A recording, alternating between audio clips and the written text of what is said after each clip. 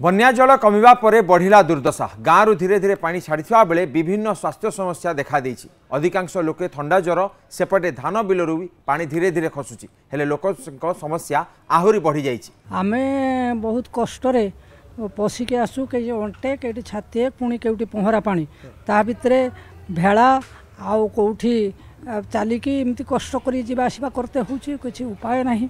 आज दीर्घ 5 दिन है पानी माड़ी रही लोक मैंने नाई नथिला असुविधा भोग करुँच एथेरे किछि करिबार नहीं प्राकृतिक विपर्यय उपरे किछि करिबार नहीं किंतु आमको से कष्ट सह्य करबा पय पडुछि। हम बाड़ी खाइया पय ना ये करबा पय ना पानी खाइया पय भी अछि ना किछि अछि हम तो किछि पाउजे नि आउ आ एई रकम समस्या जे कष्ट गोरु गाई कतरु मनुष्य कतरु छुआ पुआ समस्त कष्ट पडुछि आ किछ करिया हम चाष तो हवा असंभव हबो नाही। विशेषकर असुविधा जो होइछंती सेटा होछि पशु पक्षी लोके जेमिति तांकर जीवन यापन जेमिति कष्ट हो दुख हो से माने जे परि भाव में जीवन यापन करछंती किंतु जे माने घर गृहपालित पशु रखिछंती से माने विशेषकर असुविधार सम्मुखीन होइछंती।